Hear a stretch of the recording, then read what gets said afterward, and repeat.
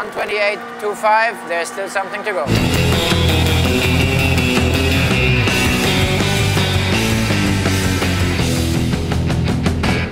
I'm now here with Jens Marquardt. Now it's absolutely amazing how well BMW is doing in this season, absolutely phenomenal. And Marco Wittmann is leading the pack. What do you think is the key to success in this case? Well, I mean, it's really something very special for us. It's the first season of our new car, the M4, and really from the first wheel turning, it looked like Marco, the M4, his team, that's really a very strong unit, and they've shown it from the first race onwards. They are really making a fantastic job weekend by weekend, working through the sessions, getting setups together that enable Marco then in qualifying to extract out of the car in himself. He's the heaviest car out there, and he's put some phenomenal lap times in qualifying onto the asphalt, and has a well-deserved pole position here. He's 24 years old, and it's his second season, and he's leading the championship. What do you think, what makes him so strong? And if I would have asked you last year, do you think you would have thought that he really does have the potential, or are you also surprised a little bit? Well, it's obviously really impressive what Marco is doing here, but you've seen it in lower categories before as well. Yeah, he was super quick in Formula BMW and the other Formula series that he went through, and his first year as a rookie in DTM was a really strong one. Clearly he had to learn a few things then. DTM is a tough format, and you really have to understand how the weekend works, how to manage the tires and everything, and the gradient that Marco's learning is just extremely steep, and yeah, with the new car, his team, they've just really worked hard over the winter, and Marco has matured quite a bit, and you see it this year. All right, thank you very much, and best of luck for the race today. Thank you. Thank you. Good afternoon, here we go with the starting grid then, and Marco Wittmann is on pole position with the Audi of Eduardo Mortara alongside him. The second row is where you find reigning champion Mike Rockenfeller and the British driver Jamie Green. On to the next row of the grid, it's Timo Scheider and Miguel Molina, P5 and P6. Daniel Junqueira got himself into Q3 for the first time this season. He will start 7th ahead of former champion Paul di Resta. Good qualifying from Paul di Resta. Christian Vitoris and Nico Muller occupy the next row of the grid. Starting 11th is Adrian Tambay, and 12th on the grid is the Moscow race winner Maxime Martin. Then we see Robert Wickens and Augusto Farfus, Mercedes and BMW alongside each other there. Timo Glock is 15th, and Bruno Spengler a long way back. He'll start 16th. It's P17 for Martin Tomczyk, P18 for Pascal Wehrlein. But go further back down the grid and you find Antonio Felix da Costa 19th, and Joey Hand will start 20th. Then we see Vitaly Petrov, and second in the points, Matthias Ekstrom alongside him. Torrid qualifying from Matthias. But even worse for Gary Paffett, because he will start 23rd and right at the very back. Let's go down to the grid and hear from Marco Wittmann and Verena. Yes, here I am with the pole setter. Obviously, safety first. He's just been strapped into the car. Marco, you absolutely nailed the qualifying yesterday. What is the feeling you're going to nail the race today? Oh, well, I don't know actually. I tried to do a good start. Try to be in a good position for the first corner and try to see, or let's see what's going to happen in the first lap. I think this is the most important thing. I think the pace we have for today in the dry conditions, so I'm really looking forward to it. And with all the Audis behind you breathing down your neck, you still seem very cool. Well, it makes not easy as a life with the Audis behind me, but in DTM the field is always quite tight and close, and I think we will have a nice fight together. All right, best of luck. Thank you so much. Well, he certainly is very cool, and back to you guys. Well, he certainly seems it, doesn't he? Cool and confident going into this. Of course, he's had a stellar season thus far as we look at Timo Glock. Marco Wittmann from pole position then. Timo Glock further down the order, but and back to Marco Wittmann and the conversation with Jens Marquardt. They must be really, really pleased of the way that he has matured into DTM. And indeed, and we've said it during the course of other races, the fact that the guard is changing a little bit. Here you've got one of the young guns right at the front of the field, and his main rival, Matthias Ekstrom, at 35, is the oldest man on the grid these days. He had a dreadful qualifying yesterday. Audi needs to work something magical on the pit wall for strategy to get Ekstrom up the order. But you take Wittmann out of the equation, and BMW actually did not have that good a day yesterday, because the next BMW you find is 12th on the grid, Maxime Martin. So Wittmann in isolation is up there at the front of the field, and he's on his own.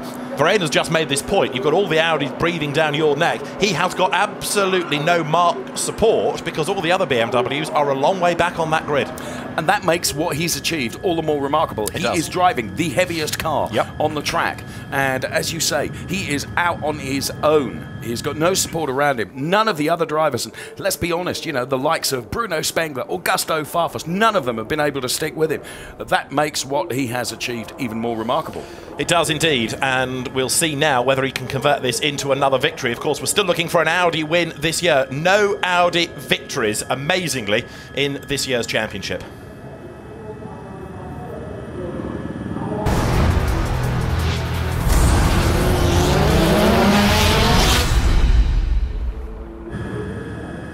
Overhead shot of the Nürburgring circuit here and the starting grid. Wittmann, Mortara, Rockefeller, Green, all on the option tyres, indicated by the yellow in the animation there. Then it's Timo Scheider out on the primes. Then we see Molina, Juncadella, Di Resta, Vitoris all starting on options as well. Then it's Muller and Tombe on primes. And just looking out of the comms booth window as the rest of the starting grid is on screen for you. The sun is beginning to break through. Earlier on, when we were walking through the paddock, it was truthfully like an October day rather than August. It was cold, it was windy, a lot of cloud around. We're in the Eifel region as we look at Nico Muller. Rain can never be factored out, can it? No, I mean, it felt like a winter meeting a few minutes ago. It has been a strange day in that one moment the sun is shining and then it becomes grey and cloudy. Friday and Saturday affected by rain. Friday particularly bad rain we had, and it could well be that we do get a little bit of rain before the end of the race. We shall wait and see. Let's go back down to the grid and catch up once more with Verena.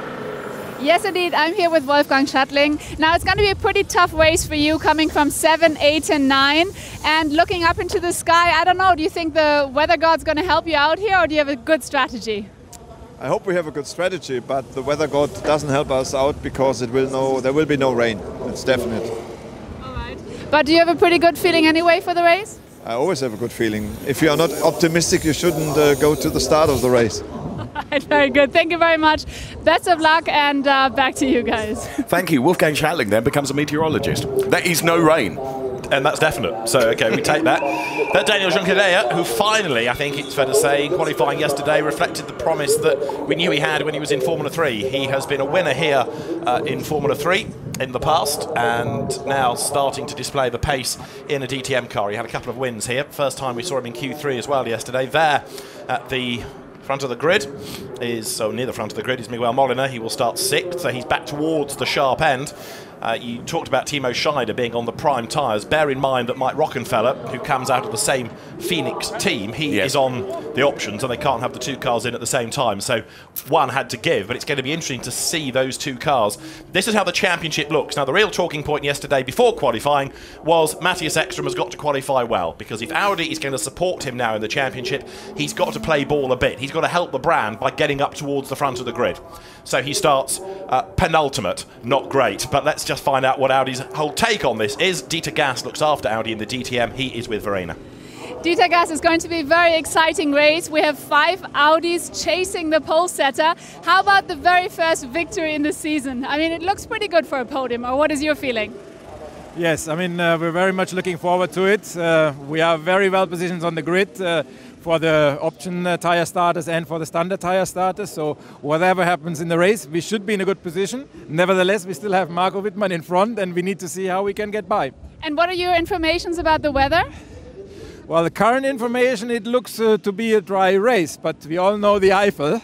And I believe it when we see the checkered flag and we didn't have any race. All right, thank you so much, best of luck, and back to you guys. Dieter Gas not quite as committing in terms of weather, is he? No, he's not read the Schattling forecast, has he? They don't have that at Audi, clearly. So down on the grid, Mike Rockenfeller, reigning champion. He drives for the Phoenix team, which is very much the local squad. Literally, they are based on the other side of the road here.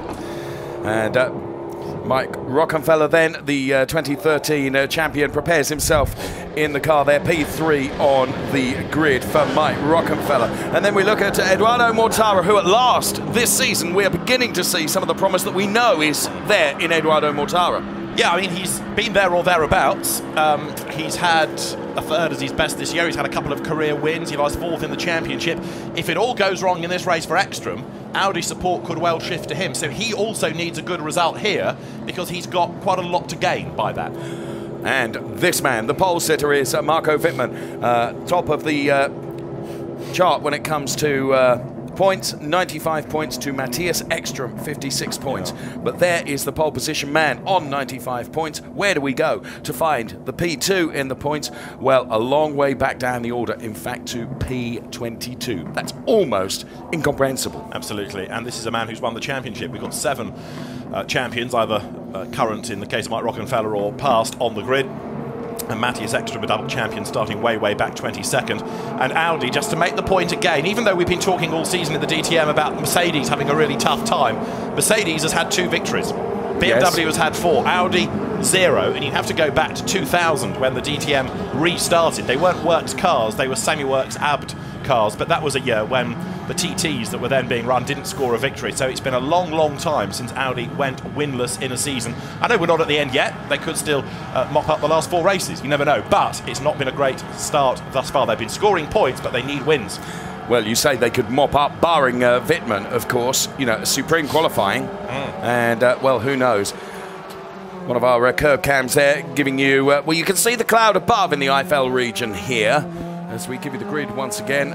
Wittmann, Mortara, Rockenfeller, Green, all starting on the option tyres. Timo Scheider, the first to start on primes. And Matthias Ekstrom is going to start on primes as well. And the thing to look for here is how much time those people on the prime tyre lose in the first stint. Because if you try and defend your position, on the one hand, you're trying not to lose too much time or too many places that you'd have to remake in the second stint. But what you are doing by defending is going slower and costing yourself time going into the second part of the race. I know we've had conversations with Hankook engineers, haven't we? But actually, the temperature here at the Nürburgring today is not that will give us the very best out of the option tyres. I don't think. It's not warm enough, I don't think. No, the tyre degradation isn't going to be that bad. Now, when the sun breaks through, this is a track that warms up quite well, quite quickly. Right. But it is going to be, I think, cool enough to make the tyres last a long time. Well, we're about to find out how it is going to play out because the cars are on their way to the grid right now. Wittmann, Mortara, Rockenfeller, Green, then it's Scheider, Molina, Juncadella, De Resta. Good qualifying from Paul De Resta, let's make mention of that. Christian Vittoris. Then it's Muller, Tombe, and Maxime Martin, Robert Wickens, Augusto Farfus. Then it's Glock, Spengler, Tomczyk, Wehrlein, Felix da Costa, Hand, then Petrov, Ekstrom, and Paffett. There you can see track temperature is, well, it's under 20 degrees. Air temperature, well, 14.5. So, cars into grid order. And we await the lights on the gantry and the green flag from the marshal right at the back of the grid once he's happy that all of the cars are in position. The tension begins to build in the BMW garage, so too the Audi garages as well, and also for Mercedes. That split between the option and prime tyre, just very quickly to say, you can only run the option tyre for 24 laps. It is a 49-lap race, so by definition you've got to use the primes for 25, whether you do that in stint 1 or stint 2.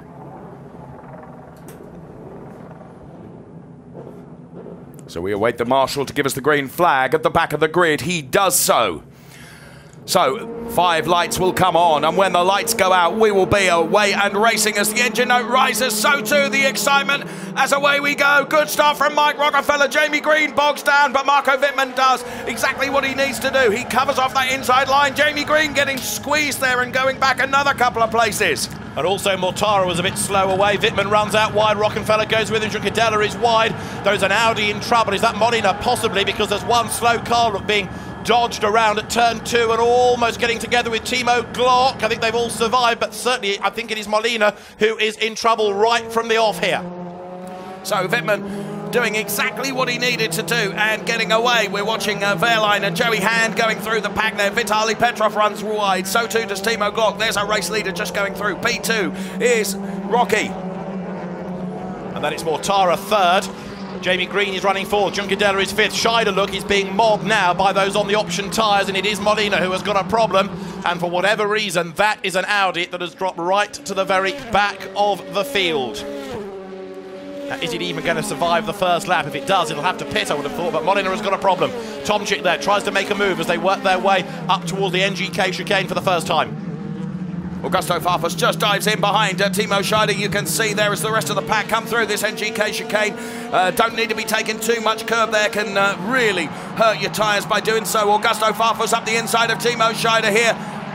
And Augusto Farfus goes through. The first lap is completed then with Marco Wittmann, who has pulled out a 1.2 second lead already over the current champion Mike Rockenfeller. Then it's Edo Mortara. Jamie Green is P4, Juncadella is 5, De Resta P6, Farfus P7. Maxime Martin goes through ahead of Christian Vitoris. Remember that Scheider is on the prime tyre, so he doesn't want to be giving away places, but he doesn't want to lose time in defending needlessly, because if he can be within about 36 seconds of the race leader going into the second stint, he's got a chance of the strategies aligning come the end. So Scheider dropping back as those on the option tyre are starting to work their way ahead of him. Vitoris is on the option tyre and he goes through, and Miguel Molina is in the pit lane.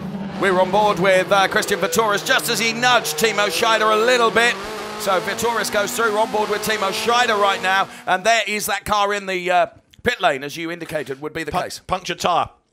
One of the left-hand tyres has just come off. I think it was the left rear that looked like it had been punctured. And now Miguel Molina is going to rejoin the race, and he will be ahead on track of the race leader. The Audis, I think, got themselves together. Bit of damage to Jamie Green's car as well. There was the problem. It is a left rear puncture. So they get Molina back out on track ahead of Wittmann. And if he were to get in the way, that would let the Audis draw a bit closer, wouldn't it? Oh, we will see. Okay, so Wittmann is the leader then with a 1.3 second margin. Vitaly Petrov all over the back of another Mercedes there. There is Timo Glock. So Marco Wittmann, the leader. We go on board with Glock and Gary Paffett around, and up the inside of Timo Glock. They get very much together, and Timo Glock out onto the curbs and then onto the grass. Let's see it from on board. Well, there's that just a little nudge there from Gary Paffett as the two got absolutely together there. And then Glock decided that retaliation would come this way, and so at the next corner, the Schumacher S, he rather shoveled Gary Paffett off the road. So he's got his place back, and that in the pit lane as well is Matthias Ekström, and this looks like a long stop and a wheel is stuck. Oh no! This is the man that's P2 in the championship. He's back in the race, but can he stay on the lead lap? That's the question. He's going down the pit lane, and what was all that about? We're getting a replay here. That's the Paffett-Glock situation. Okay, that's not to do with Ekström. He is about to rejoin, and he will stay on the lead lap, but Ekström, more than ever, needs a safety car to save him now. I just wonder whether it was Ekström running up on that curb, and what did I say about taking too much curb here? Whether that caused a problem, don't know. I think that was Da Costa's Red Bull BMW we saw rather than Ekström. I'm not sure on that shot whether it was the right car, so I need to have another look at that. So we'll see, but the leader has gone through already, 1.7 seconds up. Wittmann getting away from Rockenfeller, but now we're looking at flying lap time. So Wittmann, a 23.3. What has Scheider done? A 25.2. He's losing about 2 seconds a lap, and the estimation would be a second and a half. So at the moment, those on the prime tyre are losing a bit too much ground. Jamie Green losing out there as both Juncadella and De Resta go through. There you can see Danny Juncadella and Paul De Resta, the two Mercedes there, and Jamie Green in the Audi now. Losing out on 2 places. Here it is in replay. Juncadella just diving up the inside there. Jamie Green, well, he was forced out wide, to be fair. That also allowed the opportunity for Paul De Resta to come through as well. Look at this. Some brilliant driving there from Danny Juncadella in terms of helping his teammate behind him. Absolutely right. And so there you've got the race leader, Marco Wittmann, who is already, after only 3 laps, 11.4 seconds up the road from Timo Scheider. Factor into this a pit stop as well, which is going to be 26 seconds for the entire drive in, drive out. And Ekström is back into the pit lane. That's the championship hope gone. Ekström is making a second pit stop. He's back into the pit lane. And I don't know what it is that's caused the drama for him, but this is, I'm afraid, looking like the end for Ekström, because they're saying go to the garage. That's it. That's the championship hope over, surely. Well, he qualified really, really badly. He'd always got an awful lot of work to do. They dive into the back of the car there. It was always going to be a big ask for Matthias Ekström, but it's gone beyond being a big ask to a no hope, I think, now. But it's not usual that you find a mechanical problem with one of these cars particularly. I know Scheider had one in Moscow, for example, but it is rare, and so Ekström, even if they got the car back out, he's a lap down, so a result of any sense really is now out of the window, I think. As you look at Farfus and Martin running together, they are 7th and 8th and they're on the option tyres. Still it is Scheider who is the best of those on the prime, and he's now 13.4 seconds back. So Wittmann leading. This is Jürgen Cadella and Paul de Resta that we're watching here, P4 and P5 on lap 4 of 49 here. It's DTM at Nürburgring with Marco Wittmann, the championship leader, leading the race from his pole position. Mike Rockenfeller, the 2013 champion, is P2. And Mortara is P3. Here comes our race leader, Marco Wittmann, then through the NGK chicane. And Mike Rockenfeller's last time around was 1.6 behind. We'll see what it is this time over the timing line when Marco Wittmann gets to it. So Wittmann maintains the margin, 1.6. Molina in the garage as well. Also in, yes. Interesting. 2 Audis, and in both cases now it's the rear of the car where the attention heads. And also, is it significant that these are both Abt cars? Now there is a replay of contact between Ekström and Glock from early on, and then he got involved with Petrov as well, so maybe that whack has done something to the rear of the car, and Molina with his puncture dragging it back may have had some damage done in that area as well. Maybe so. So Wittmann leads, and the gap 1.6 seconds over Rockenfeller. Then it's Mortara running 3rd, and how about this, 4th and 5th Mercedes. Jürgen Cadella going better than ever ahead of de Resta. Then it's Green, Farfus, Martin, Vitoris and Scheider still rounding out the top 6, but he's been losing about 2 seconds a lap now, and that is more than expected. So we're on board with Christian Vitoris now down the long back straight here, absolutely nailing that Mercedes. Here is our race leader, Marco Wittmann. 1.7 the margin last time around. Back with Vitoris through the NGK chicane now, chasing down Maxime Martin ahead. So Wittmann from Rockenfeller. Replay of Spengler having had a moment, but then he finds Petrov ahead of him having an even bigger moment, and he goes rushing off the circuit. Back on he will get. No damage, but he's lost a whole heap of places there. Petrov on the option tyre, so that's why he was making ground up early on. Hans-Jürgen Abt is with Verena now. Hans-Jürgen, what is the problem? What happened? Why did 2 of your cars end up? Matthias was hitting by another car, and the suspension was broke. And also with Miguel is the same situation. The suspension was broken after a hit from a competitor. So the dream is over for Matthias Ekström winning the championship? Obviously, yes. We will see what's going on, but we had bad luck today, and okay, we should continue, but in the end, the chances of a championship are very bad. All right, thank you very much, Hans-Jürgen Abt. Back to you guys. Thanks very much, Verena, for bringing us that from Hans-Jürgen Abt there. Suspension problems with both cars there. Yeah, I mean, it's coincidence in a sense that they're both Abt cars. It's the same kind of hit, wasn't it, in the back? The Jamie Green incident, I think it was, with Miguel Molina, he was close, and Timo Glock we saw in that replay with Eki. Now there is Jamie Green, who is 6th. He's got Augusto Farfus, who was on pole here last year, tucked up behind him now. Farfus, am I right in saying, is the 2nd of the BMW drivers at the moment? So as we watch through the NGK chicane then, there's Nico Müller, then Timo Scheider. Timo Scheider has Robert Wickens right behind him, then it's Martin Tomczyk. Now Scheider needs to be, on this evidence, within 48 seconds of Wittmann when he makes his pit stop. This is Scheider in replay losing out to Müller, who gets ahead of him. Müller, bear in mind, is also on the standard tyre, so that is the first significant change that we've had amongst those cars. So Müller now becomes the man to watch on the standard, and Scheider is off the road, and so is Müller. Audi is self-destructing. They've got themselves together at turn 1, so now it is all bets off. This potentially could have been a battle for the lead of the race, and what has happened is that Scheider was busy defending from the Mercedes, and he may have got a touch. He goes up the inside, Müller turns in, he hits Scheider. Dear, oh dear. Well, let's see here. I think Scheider just took a little bit of a tap there, didn't he, from Wickens.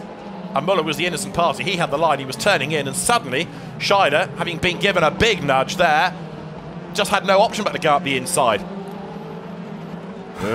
Right, so back to the standard tyre brigade, who now inherits the unofficial class lead.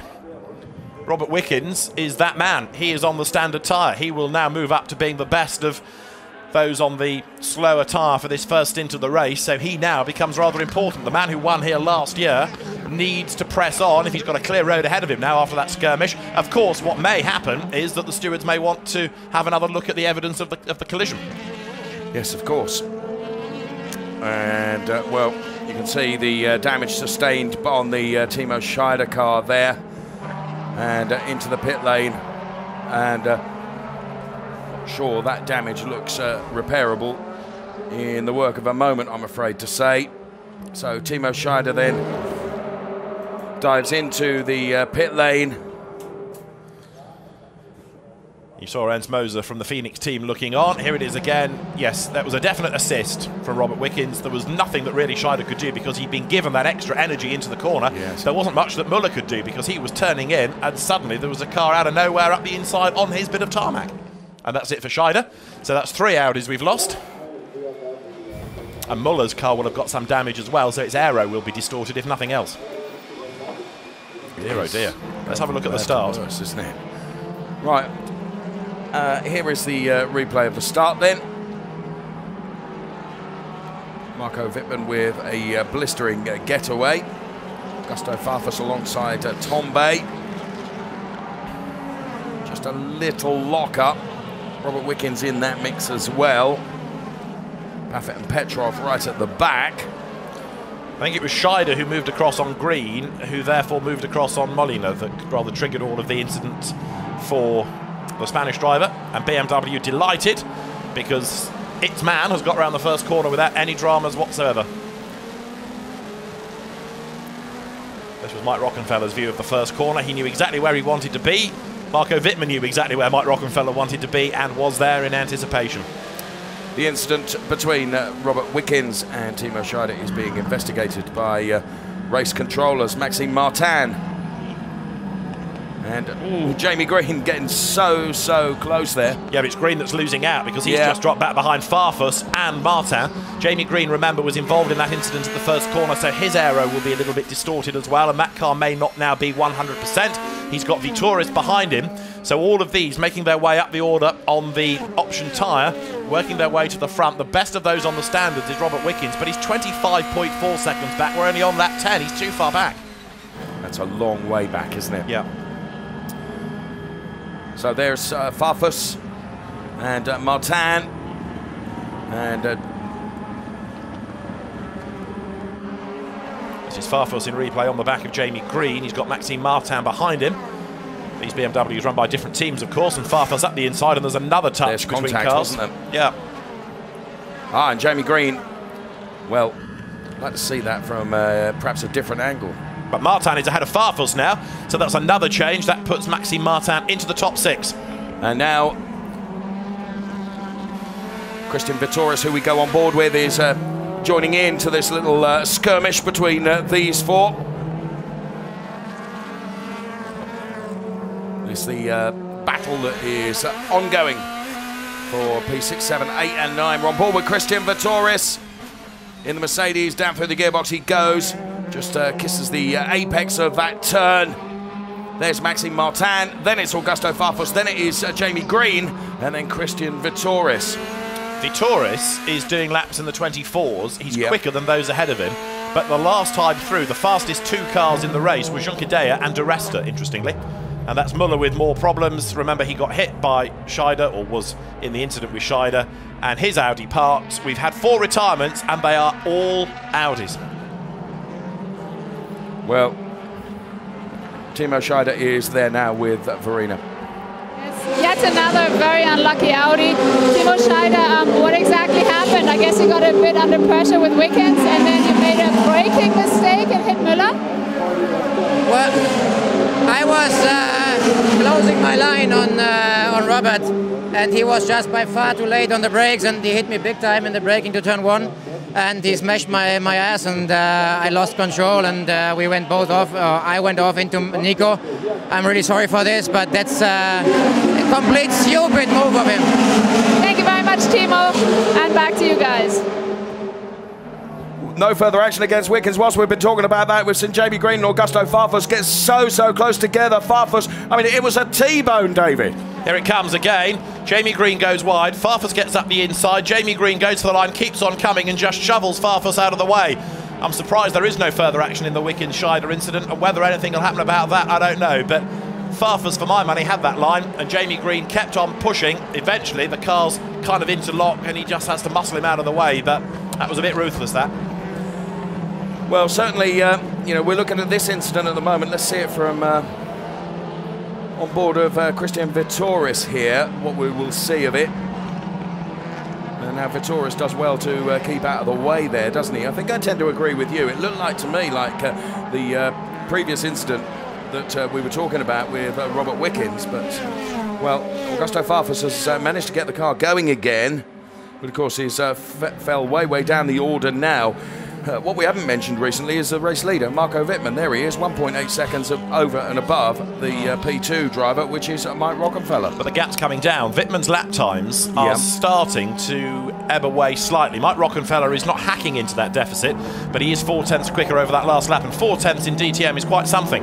Nico Müller walks away. These are the interesting ones at the moment, because Juncadella is lapping quicker than the race leader, but he's lost out to Paul Di Resta. Di Resta goes up into 4th place now, so Paul Di Resta is catching Mortara, who is on the same pace as Rockenfeller, and they are all catching Wittmann. So what we're looking at, with another 12 laps to go before you have to change from the option tyre, are the Mercedes now getting closer to those ahead, and the leading 5 effectively concertinaing up.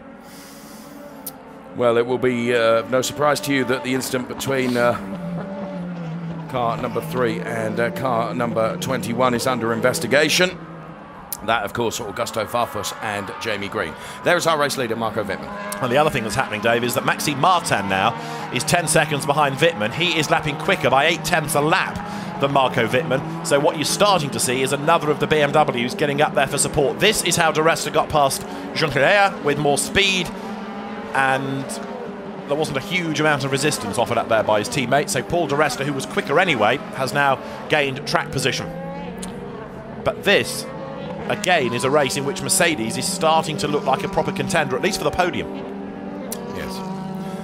Okay, Wittmann has just pulled a little bit out from Mike Rockenfeller. He's increased the margin to just over 2 seconds. Wittmann leads from Rocky, from Mortara, from Di Resta now, who is P4, and Juncadella is P5. Okay, Martin Tomczyk and Vitaly Petrov here.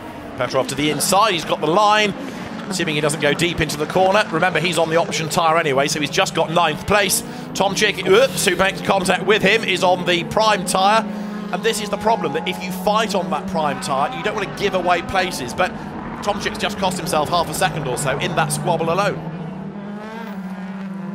Well, certainly seen some contact in the early stages of this race, haven't we? Yeah. So there is a replay of it now as Tomczyk comes back here on Petrov. Bosch, there we go. I mean, it's always a scrappy part of the circuit, that, because there are so many lines and you can go wide at turn 1 and that compromises the run, accept that, but even so, we've had quite a bit of incident down there. Farfus, after his dramas, is running in 14th place. There he is. He is trying to work his way up the order. In fact, he has now bagged 13th at the expense of Pascal Wehrlein. His next target, Bruno Spengler, who's had a pretty miserable weekend. Spengler, of course, a former champion. Farfus pole man here last year. Robert Wickens was the winner here last year. We're on lap 15, and the gap is going up markedly now, Wittmann over Rockenfeller. I was going to say 7/10 now over, in addition to what he had. So the margin is just under 3 seconds between Marco Wittmann and Mike Rockenfeller now. Yes, on the screen, you're looking at it sector by sector. We're looking at another screen with it at the end of each lap. It was 2.7. It was 2.8 during the course of the lap. There over the line go Petrov and Tomczyk, who are now running in 9th and 10th places. Now, Tomczyk, am I right in saying, has got himself into the lead of the standard tyre class. Farfus up the inside of Spengler. Bruno Spengler is on the standard tyre. Farfus is on the option, so he should be making the progress. But yes, Tomczyk now putting himself up ahead of Wickens. And so it's going to be Tomczyk in the second part of the race that will be one to watch. However, he's lost too much time, I think, in the first part for that to really benefit him. So that was how Farfus then passed Bruno Spengler in turn 1. Farfus on the options. You can see by the yellow indications where you can see the other side. There's been too much contact on that side of the car for you to be able to see the yellow markings, I regret to say. But there is our P2 driver, Mike Rockenfeller. And now it is just over 3 seconds, the margin between our race leader, Marco Wittmann, and P2, Mike Rockenfeller. P3, Edo Mortara. P4, Paul Di Resta. Who is still closing on those ahead. He's only 1 second behind Mortara now, so Di Resta is becoming ever more fascinating in this race. He's another of those former champions, the 7 previous DTM title winners. You're looking at Mike Rockenfeller, who is in second place, but lost another 3 tenths on that previous lap. There is Timo Schuyler, thinking about what could have been. And now it is up to Mike Rockenfeller to uphold the Phoenix team honour. Last year's champion then. Now 3 seconds back from Wittmann. We're on lap 16 there, heading over the timing line. Augusto Farfus versus Robert Wickens. So Farfus has put himself ahead, as he should, on the option tyre. Wickens versus Spengler versus Wehrlein versus Tombe. They are all on the prime, so that is a genuine battle for position. Yes. So we're on board with Pascal Wehrlein in that battle. So Augusto Farfus at the front end of that battle that we've been watching, and there at the other end is Adrian Tombe. So there's Augusto Farfus. Then it's Robert Wickens, the BMW bank car of Bruno Spengler. You see Pascal Wehrlein and Adrian Tombe. Here's our race leader. And the gap's gone up by another 10th. And this is because of Wittmann's pace rather than Rockenfeller doing anything. He's being consistent in his lap times. It is Wittmann who had a couple of bad laps, and I think maybe had a radio call to say, just speed up a bit here. You just need to stretch that margin a little bit. Okay. The way that he is going relative to Tomczyk suggests that Tomczyk will still be too far back, even when they've swapped onto the different tyre, because, of course, Tomczyk was fair way down the grid anyway. He was on the 9th row, so he's lost too much time, and it still looks as though this is a Wittmann race. Okay, this is Paul Di Resta now, who is ever closer to Edoardo Mortara. So let's see what Paul Di Resta can do here. His best showing for some time here, Paul Di Resta in the AMG Mercedes, then right on the tail of Edoardo Mortara. And there you can see the live gap between them. There's Bruno Spengler there. And Pascal Wehrlein. Now Spengler 44.6 seconds behind Wittmann. That's too much, given that he's still got to go to the pit stop.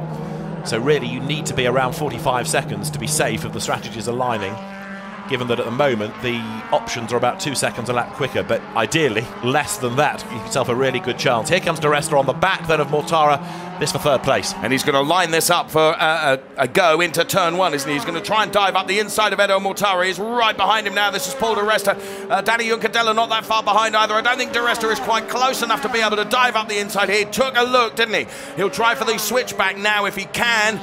Edoardo Mortara, and they get side by side. Now, if Edo Mortara stays absolutely committed to this, it's going to make Paul Di Resta have to work very, very hard for it, and he did exactly the right thing there. And Paul Di Resta has had to yield and go back.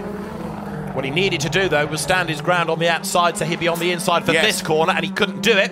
So Mortara hangs on to 3rd place. Now Di Resta is conscious that Juncadella is catching up. Can he make a run up the inside heading into the hairpin? Edo Mortara fends him off, turns through the corner, goes a little bit wide for the first apex, but he gets it all back, powers out of the corner, and now they're bunching up. But whether Juncadella is going to try and attack Di Resta, I rather doubt. He doesn't want to be too much of a distraction. He's got the pace to run on the back of his Scottish teammate, but these are the 2 leading Mercedes running in 4th and 5th places. 4th, the best that Di Resta has done all year. That was in that crazy Ossersleben race, but this is 4th on merit, isn't it? Right there on the tail of Mortara. So DRS deployed from Paul Di Resta through the NGK chicane. They come now.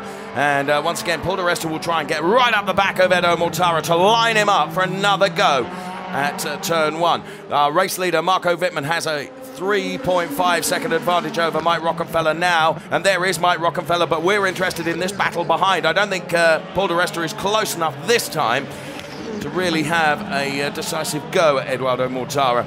Goes straight for the inside line this time, but Edoardo Mortara got it covered off.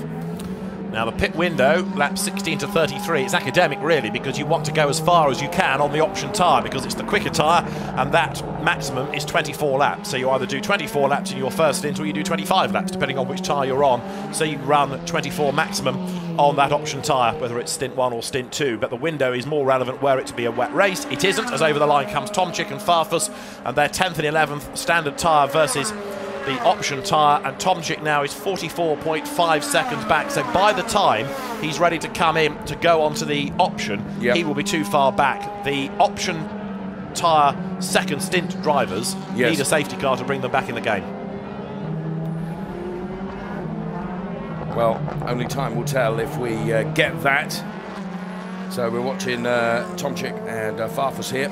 What is going to be interesting is to see what progress they can make, but I'm not suggesting it's going to be for the race win. Marco Wittmann here, who has really dominated the weekend. He dominated qualifying, he's leading the race, although last time the gap had come down fractionally. It's down a little bit more, 3.4 seconds, so Mike Rockenfeller doing his best to stay in touch.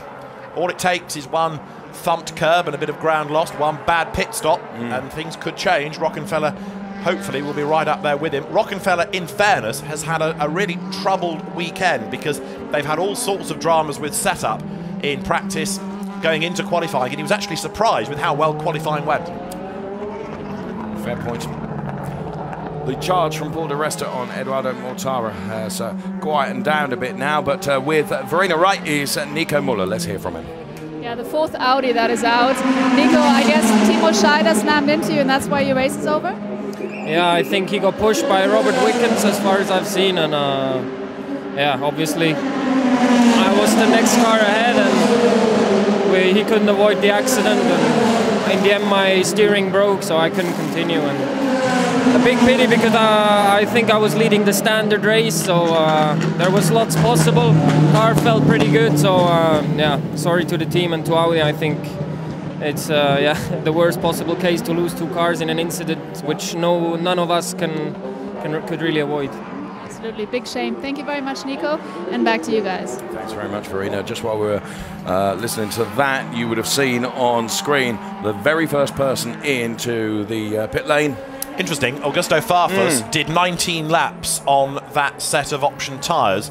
Now, okay, his will not be in a good way because he had his foot on the brake while he was being shoveled out of the way by Jamie Green. So whether that's tyre degradation or whether it's that they're all flat spotted and it was just becoming undrivable is harder to gauge. We need to see if anybody else bails for the pits at the end of the next lap to really see whether the option tyres are losing their edge earlier. Because certainly ordinarily we would never say you would run those for as long as you possibly could, wouldn't you? Yeah. So unless he's picked up a flat spot somewhere and he just get onto a new set of tyres, the race is compromised anyway, make the best of it. It could be that, because I'm not seeing anybody else diving for the pit lane. I'm not seeing any other teams getting ready as yet for a tyre change. We're expecting them in after 24 laps, which is the maximum you can run on the option tyre.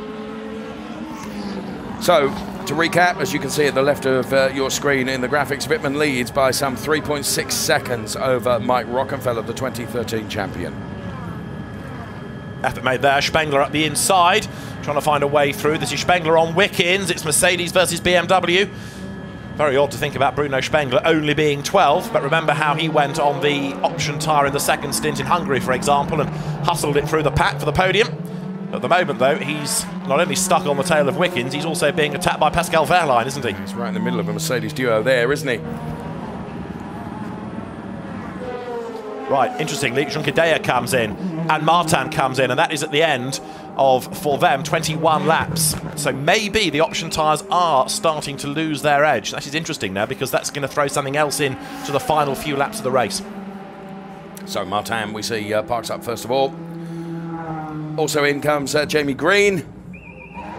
Martin on his way out. You can see the yellow option tyres being wheeled away. Here is Danny Juncadella. Here's stop done and dusted, and here comes Jamie Green. Okay, Junqueira stayed ahead of Martin, so he's maintained track position. Jamie Green in. His car, we know, is a little bit battered anyway after its two incidents, one with Molina, one big incident with Farfus. But what this means is, seemingly, that the option tyre, while it has an advantage, it won't last for the full 24 laps. Certainly not on every car. Jamie Green back into the race. And so where does this put Martin Tomczyk relative to everybody else? Because, of course, Tomczyk was the leader on the prime tyre.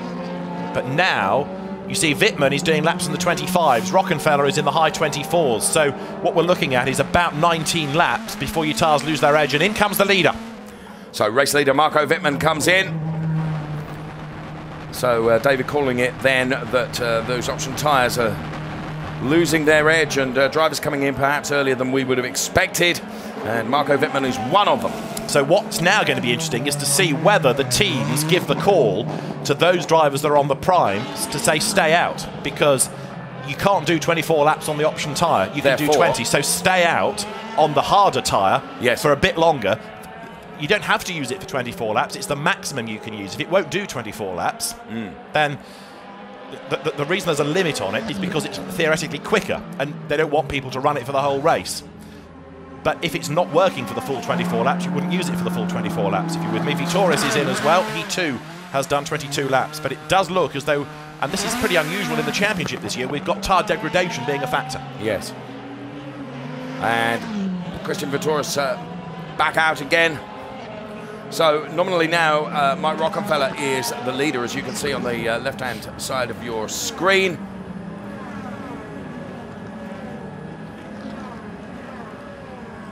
Adrian Tombay and Pascal Wehrlein there together. Bruno Spengler ahead of Pascal Wehrlein. Adrian Tombay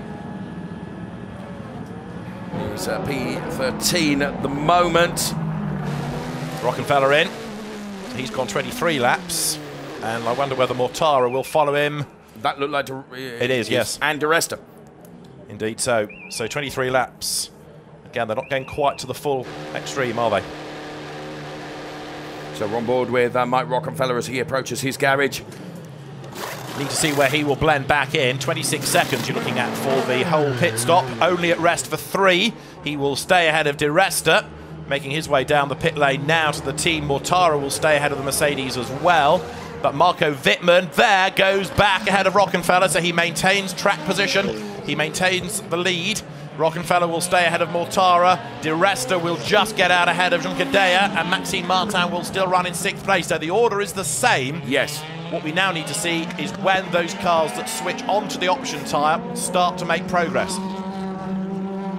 We've not yet had anybody do it the other way, have we? No. We've had everybody go option to prime. We've not yet had prime to option. And now we need to see whether the gap between Rockenfeller, or now Wittmann, and Tomczyk comes down with them on the same tyre.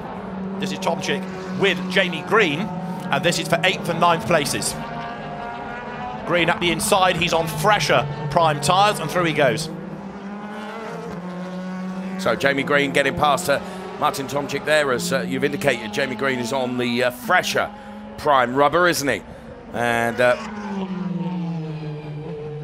goes through and, well, immediately builds up a little bit of a margin. I mean, the one thing you have to factor into all of this, as you look at the replay, is that Martin Tomczyk was only on the 9th row of the grid. He was 17th fastest in qualifying. So when we talk about his lap times against Wittmann, you are comparing the car that was on pole to the car that was 17th. That in itself distorts things a little bit. So there's no reason why Tomczyk should be running up there in that leading group, because he did struggle in qualifying. The leader goes through, and it's 2.6 seconds over Mike Rockenfeller, and what that therefore means is the gap has come down compared to what it was before the stops. There is Paul De Resta, who is running P4 at the moment, with Eduardo Mortara ahead of him. And behind Paul De Resta it is Danny Junqueira. Then it's Maxime Martin, Christian Vittoris.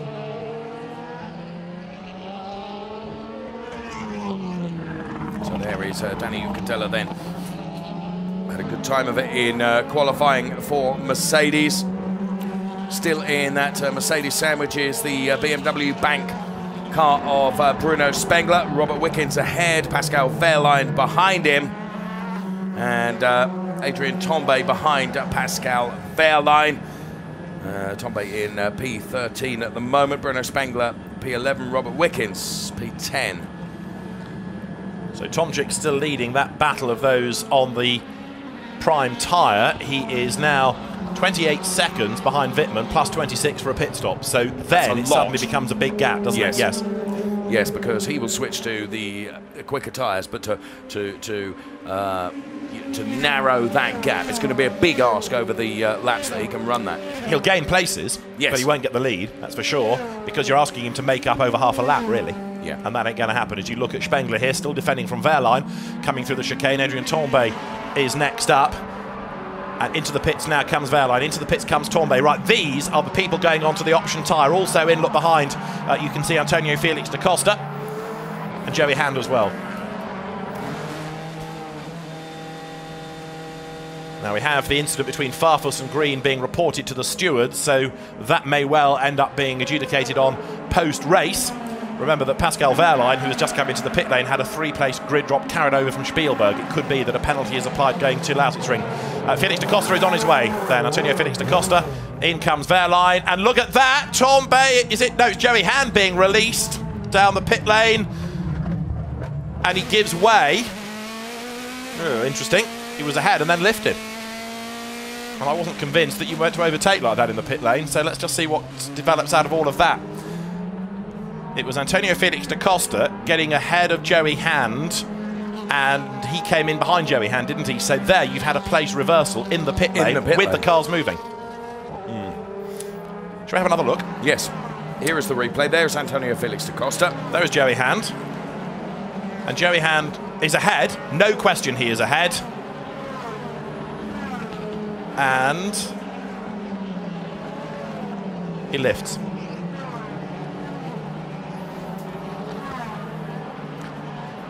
Number 4 is under investigation, straight away. Joey Hand is under investigation. That's what it says on the timing screen, no more, no less. Car 4, under investigation. In has just come Martin Tomczyk. There you can see him. In has just come Robert Wickens in the Mercedes. You can see him in the background. Wittmann is leading by 2.6 seconds over Rockenfeller. He edged away slightly last time. Tomczyk is on the move.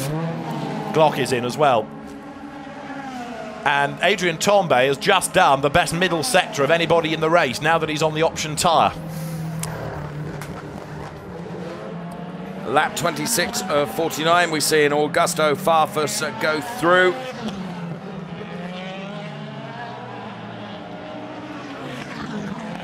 Comes Wickens.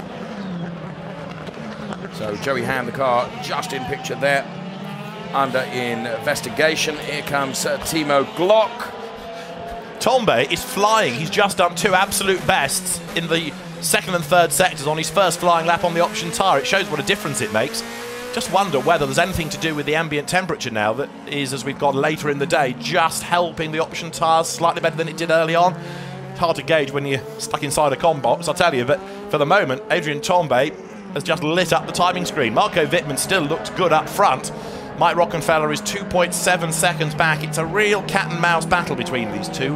One lap it'll come down by a tenth, then it stretches by a tenth or so. It's very hard to read any real pattern into it. So there you can see in graphics over the last 3 laps the difference between Marco Wittmann and Mike Rockenfeller, or the gap between them.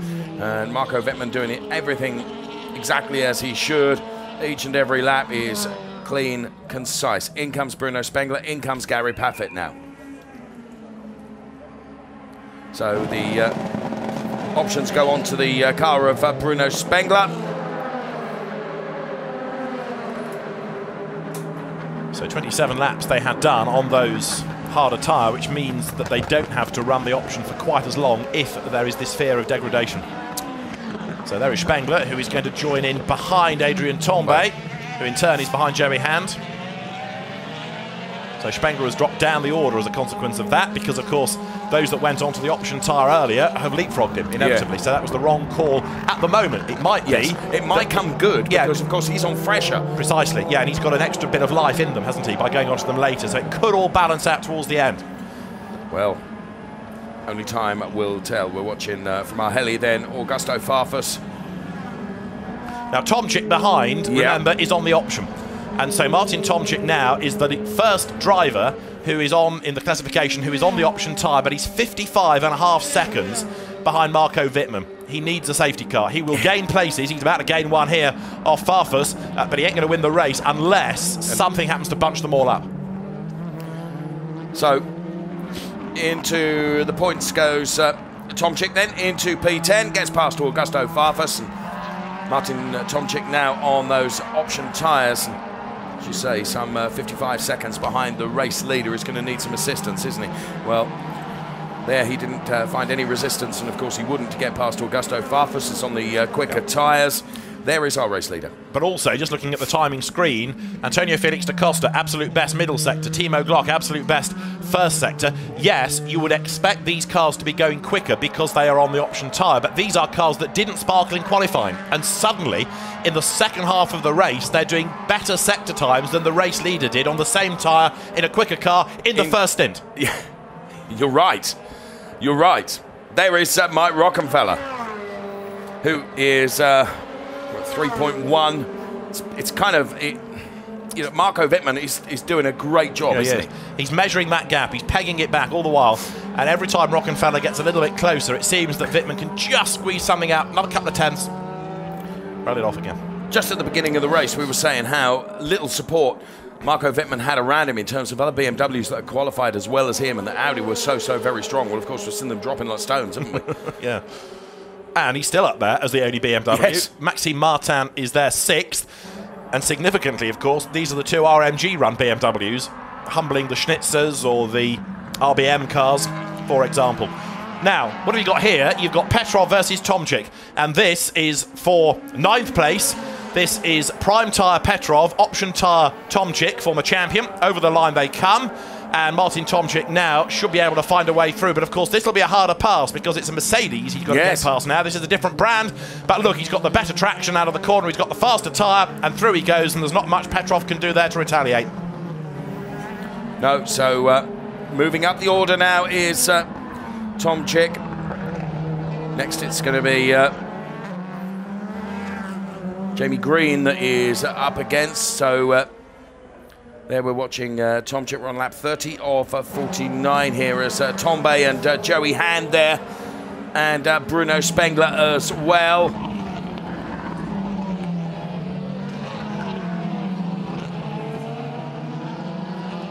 I know that Tomczyk's in traffic, but he's only lapping 3/10 quicker than Wittmann, who in theory is on the slower tyre. This brings me back to the point I made early on about Tomczyk being 17th on the grid, and therefore that car not being as quick anyway. In terms of his lap time, he's not exactly hacking into the gap to the race leaders. He will gain some ground. This shows you the fastest of the pit stops, slightly over the 26 seconds we were bargaining on. 27.6 to Resta. Antonio Felix da Costa, the second fastest stop. Augusto Farfus, the third. See that Bruno Spengler lost a lot of time, not only because it was a slower stop, but also because he pitted a bit later and therefore lost track position anyway. So he got a sort of double blow out of that.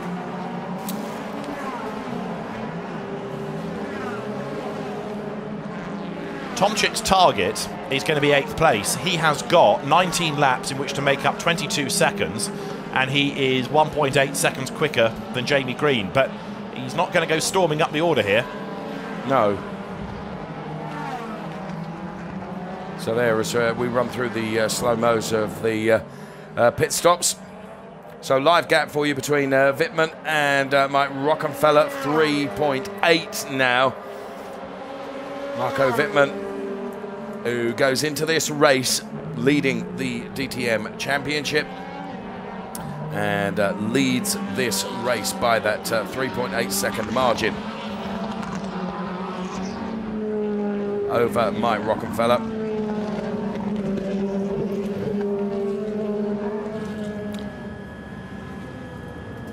We've got 1 or 2 more under investigation, I notice now, haven't we? One of whom is Antonio Felix da Costa, because he and Joey Hand, both under investigation, both being reported to the stewards after that pit stop overtake.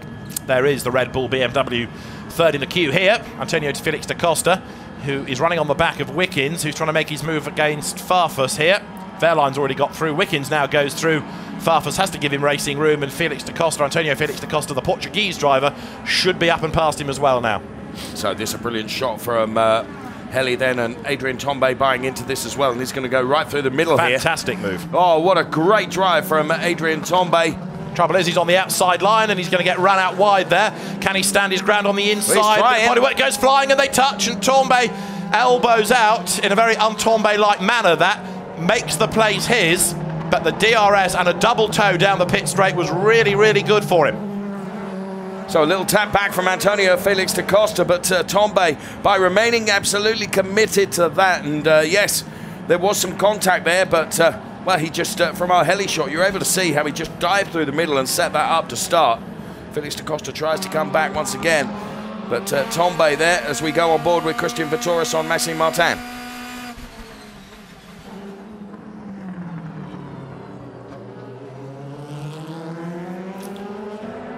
Your battle for 6th place, Mercedes ahead on merit, isn't it? So it's good to see the Mercedes looking a lot more competitive in this second half of the season.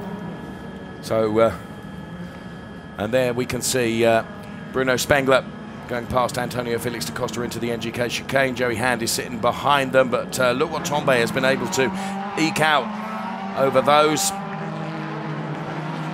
Wittmann, our leader, is now 4 seconds to the good over Mike Rockenfeller.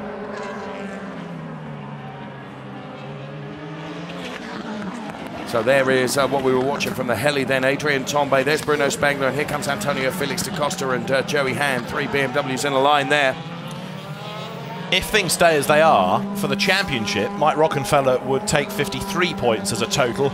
Eduardo Mortara would take 56, and that would put him equal to Matthias Ekström. You could argue that Mortara is becoming a better bet now for Audi to offer its support to for the championship. It will be even better as you see a replay of the race leader getting it wrong at the chicane and heading up the escape road. So Marco Wittmann makes a small error. Just to finish my point, do they want to get Mortara up into 2nd place and give him more points and make him more of a threat in the championship? Now that's Wittmann recovering. What did that cost him? Not very much, in fairness. So Mike Rockenfeller is 3.9 seconds back. It cost him about 0.3 of a second, but that's not really enough to really trouble him. The fact that he made a mistake is rather more significant, and could it happen again? Yes, we still have a significant amount of distance to do in the race. That was just a, you know, momentary lapse. Yeah.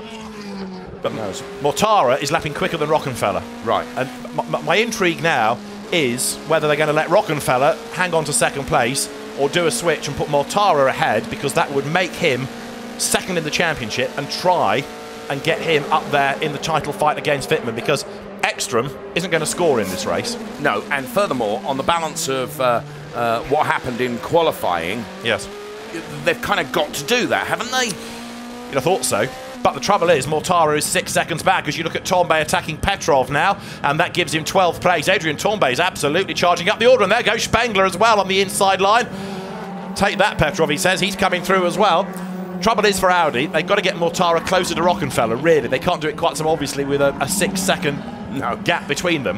And Mortara hasn't got the pace to get closer at the moment. That's contact, that's da Costa just tagging the back of Petrov. Well, this will be really fascinating to see how it plays out, because Matthias Ekström, you're absolutely right, he's not going to score anything from this race, is he? No. And on qualifying pace, you know, he was had done that was the little tag there from Antonio Felix da Costa on Vitaly Petrov in replay. We're on board with Timo Glock. Yeah, in terms of qualifying performance, he did better than Ekström, didn't he? Much. So therefore, you know, surely you're going to put your efforts towards those that are performing best for you. If Mortara finishes 3rd, he's tied on points with Ekström. If he finishes 2nd, he is 3 points closer in the championship to Wittmann. It's as far as I'm concerned. See where I'm going? Yeah. It's not a question really. It's what's got to happen. So let's see how can it happen? Exactly right. Farfus Glock Paffett here. Glock up the inside. Through he goes. Bear in mind that Timo Glock, of course, is now running on the option tyre, and so too is Gary Paffett. These two working their way up the order. Glock is now up into 17th, and Gary Paffett round the outside of Farfus. He's about to become 18th. It shows what difference the tyre makes, but again, I think the standard tyres lost too much early on. And of course, the other factor is that what we always see in these races are those you nominate after qualifying, so you know where you are on the grid when you make that call, and always it's those at the front who are the fastest anyway who go early on the option tyre. You're never seeing a quick car, particularly from the front of the grid, having to do it in that 2nd stint, because they all want to get away early on. Yeah. So we're always looking at people who have perhaps been at the bottom end of the top 10, and it's no surprise that if you're only at the bottom of the top 10 in qualifying, you're not going to be a race winner because you've lost time early on. Anyway, what we have is Marco Wittmann now 4 seconds ahead. So after making that mistake at the chicane, he's regrouped and pulled away a bit. You can see the order on the left-hand side of your screen. Those names that are in black running the prime tyre, those in yellow are on the second stint option tyres. This is our race leader, Marco Wittmann. Now, Martin Tomczyk in his BMW is still catching Jamie Green. He's 14 seconds back, but he is closing. But I think he's going to be lucky to get in the top 6. And Augusto Farfus has had a pretty torrid race.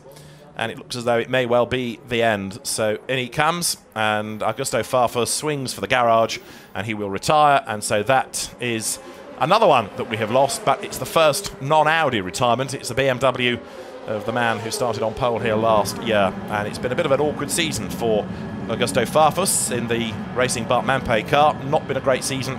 It's got no better today. So the heli shot here of Adrian Tombe leading Bruno Spengler, P12, P13 at the moment in this DTM race at the Nürburgring. Still to come, we're off to the Lasersring to Zandvoort.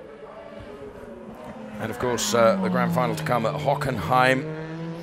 Marco Wittmann in a commanding position at the top of the points going into this race on 95 points. There he is, our race leader, with Matthias Ekström, who was second in the points behind him. There's Mike Rockenfeller second in the race. I remind you that Matthias Ekström has retired from the race. He's not in it anymore.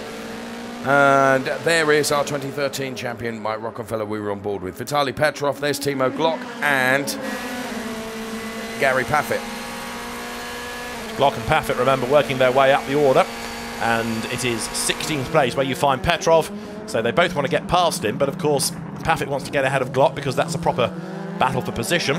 And Mercedes being caught by BMW and Mercedes, this ought to go in Paffett's favour. No, it does, really.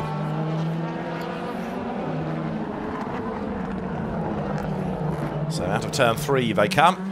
Swing right through turn 4, down to the hairpin. This ought to be where Paffett has a go at Glock, and Glock perhaps will have a go at Petrov. Let's see in a moment as they head down to the braking zone under the gantry, onto the brakes, into the hairpin. And of course Petrov is quite legitimately defending, but Glock goes for the inside line. And bear in mind early on in the race that Glock and Paffett came together on a couple of occasions, and actually Petrov getting in the way of Paffett there, but he tags Glock, who has a real slide. Paffett dives up the inside. Point being, there's not much love lost between Glock and Paffett from early on in the race. No, and if Petrov was trying to help Paffett there, he kind of hindered him a little bit, really, didn't he? He didn't do that terribly well. Here it is in replay. A little nudge. He sends Glock sideways, but he recovers from that. And Paffett then makes the line his. Look, 2 wheels up the curb, but he's going for it. And through he goes on the inside. Marco Wittmann, in the meantime, is now extending this advantage. Mike Rockenfeller, I think, has given it his best shot. But once again, Marco Wittmann and this BMW M4 in its first DTM season, this car, just a great combination. Absolutely, formidable. There is Mike Rockenfeller. Now, last time over the line, there was 4 seconds margin, wasn't there? Now, there is Edo Mortara, who is P3. This is Paffett on Glock. As you rightly said, David, there was no love lost earlier in the race, so this is going to be an interesting overtake, isn't it, between Gary Paffett and Timo Glock. It is back there for P16. So again, from the heli there, giving us some great shots through the cut through.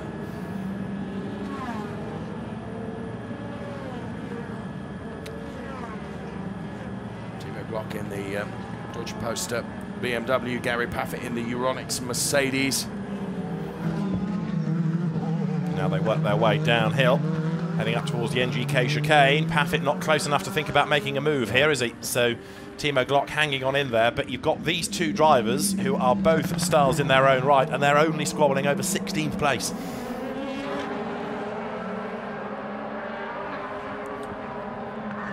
Adrian Tombe's progress, incidentally, now putting him up into 12th. He's on the back of Robert Wickens, as well as Marco Wittmann, who is lapping in the 25s.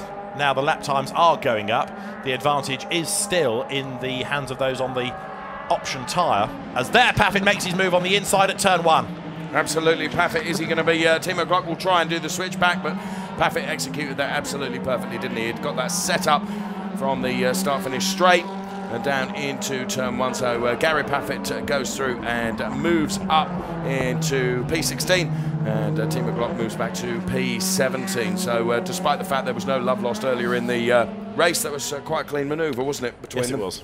Yes, they've kissed and made up, metaphorically. Timo Glock then trying to fight back as best he can, as we're on to now lap 40, and Wittmann is leading by 4.1 seconds. There is Glock in replay, losing out to Gary Paffett. Mercedes goes ahead of BMW. Timo locking up there, scrabbling through the corner. And we know that Augusto Farfus, sadly, is out of the race. Let's hear from him and with Verena. Very sadly, yeah, the race ended for you. Why did you guys decide to end it now? I mean, you were all the way in the back after the collision with Jamie Green. Why did you have to end the race now? Well, we kept on running, hoping for maybe a possible rain or whatever. But unfortunately, we realized that the car was not competitive to continue. I mean, I had so much damage that it didn't make any sense to continue, so then we decided to retire. And it's a shame. I think I was doing a good race, and the contest just cost me my race. Thank you very much. Back to you guys.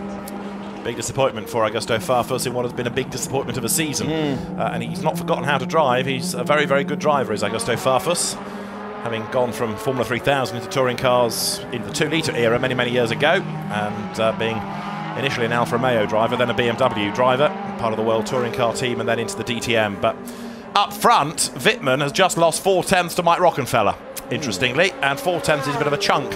So we need to monitor this and see whether this is Rockenfeller having a push or Wittmann may have made a small error somewhere. Perhaps what we've not made mention enough of is how well running Paul di Resta is. Yeah. Up there in P4, he qualified really, really well. He's been on the back of Edo Mortara for some laps and has never looked likely to pass necessarily Edo Mortara, but he's there and he's there with him. But great running from Paul di Resta, the best we've seen. He's up to P4. Here is our race leader, Marco Wittmann then. I wonder if he did make another small error. If he did, it will be the second one. Exactly. The sector times are so evenly matched. I was just thinking that Rocky looked a bit nearer, but in the sector he's actually a few thousandths slower. So although he is closer, maybe this is Marco Wittmann now being able to turn up the wick once again. It was 3.7 last time around, and here coming up towards the chicane it's up to 3.8. Yeah, straight away he responds, you see. So Mike Rockenfeller being teased a bit here by Marco Wittmann. He thinks, yes, I'm getting a bit closer, and then Wittmann just edges away ever so slightly again. End of lap 41 now. Marco Wittmann comes out of the Coca-Cola curve. He goes over the timing line. Here comes Mike Rockenfeller past the busy grandstands, and he's 3.8 seconds back. And on that lap, Wittmann was the quicker of the two. So we go on board with Mike Rockenfeller down through turn 1.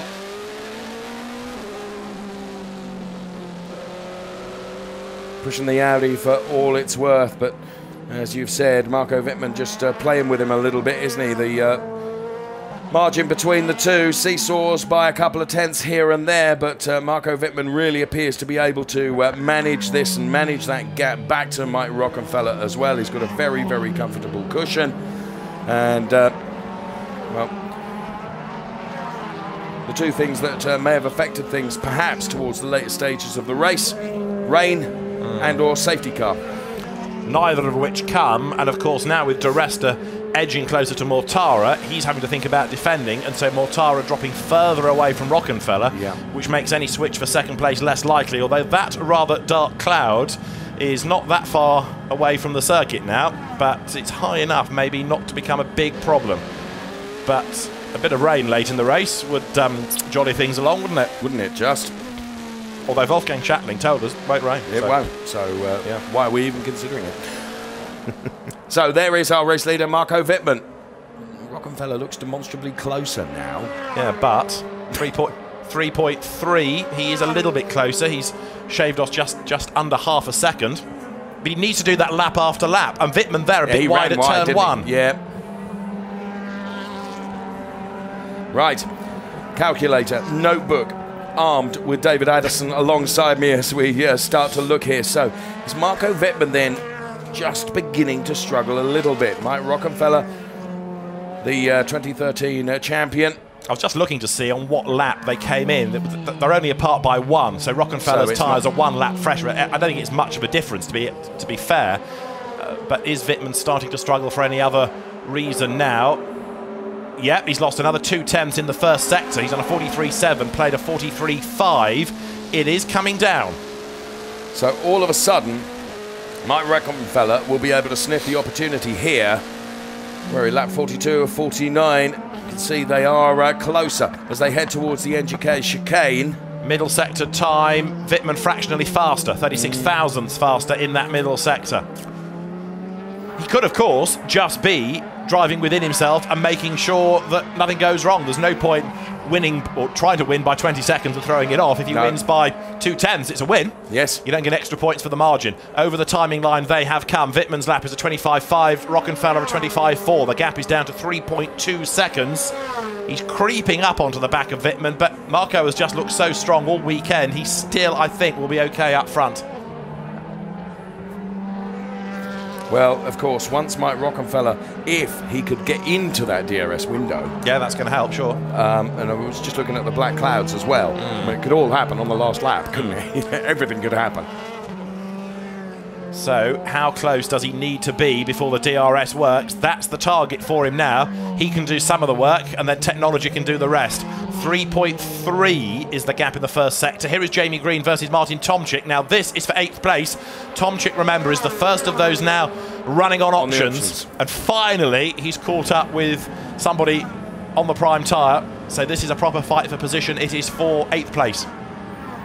So Jamie Green then in the all-orange car. Then it is Martin Tomczyk who is running on the option tyres, which are the faster tyres. And not only that, of course, he'll have DRS available to him too. So Tomczyk now, he has made that gap up and got on the back of Jamie Green. Shouldn't have too much difficulty, I would have thought. Rockenfeller, just out of interest, is quicker in Sector 1 and Sector 2 on this lap than Wittmann. So 3.2 it started at. It should be less as they go across the timing line. You're watching Green versus Tomczyk, but the lead gap is down to 2.9 seconds as they start lap 45.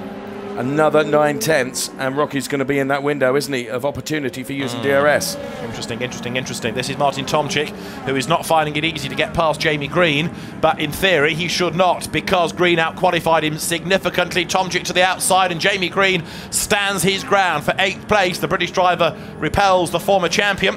So remember that Jamie Green was 4th on the grid, Martin Tomczyk was 17th. So, you know, Jamie Green, even allowing for tyres, has, under natural circumstances, the quicker car. This is where Tomczyk will try and line him up now. Going into turn 1, he'll try and dive up the inside of Jamie Green and go through at turn 1. Well, Jamie Green covers off that line, so Tomczyk will try and do it with superior traction on a switchback here. A little bit of a lock-up from Jamie Green, and that gifted the opportunity to Tomczyk. He didn't have to work too hard for it in the end. Virtually waved him by, didn't he? Yeah, As he did, rather. Leading gap is down in Sector 1 by another 10th or so. They've just completed Sector 2. Wittmann has gone through and he's 100th quicker than Rockenfeller. It's still elasticated, this gap. There they are, but to the eye, Rockenfeller is closer. He's closer, yes. He's going to run out of laps if he's not careful. Rockenfeller has got to push like crazy here. Over the line, 2.9 seconds last time. Rockenfeller at work, comes past the pits. And the clock stops at 2.7. He's got to find 7 tenths, and then he's within that DRS window. He's within range to use the DRS. Okay, 7 tenths may not sound a lot, but it is in DTM terms because these cars trade thousands, never mind tenths. Marco Wittmann in replay at the chicane, and he will be aware that Rockenfeller is closing. Just going to say, we've seen a mistake from Marco Wittmann, and we don't often see those. And I just wonder whether he is being harried now, and whether he is, you know, that's beginning to affect. You know, he's been clean, concise, hasn't he, for lap after lap after lap from the start of the race. But all of a sudden, just towards the sharp end of the race. Well, in Sector 1, Mike Rockenfeller half a second faster. So he's virtually done the work, hasn't he? Because it was a 44.3, as there you see Jamie Green losing out now to Pascal Wehrlein, who goes up on the inside for 9th place. But come the end of the lap, Mike Rockenfeller is almost going to be up with Marco Wittmann. As we get towards the very end of the race, Wittmann responds in Sector 2, pulls out another 10th. So some of Mike Rockenfeller's work is undone, but there, again, you can see how much closer he's got. So 2.7 seconds it was. A prediction would be it's going to be about 2.3 by the end of the lap, but we'll see as they come over the timing line now. Wittmann goes through, Rockenfeller goes through, starting lap 47. It's 2.1 seconds, in fact. This is going to be absolutely fascinating.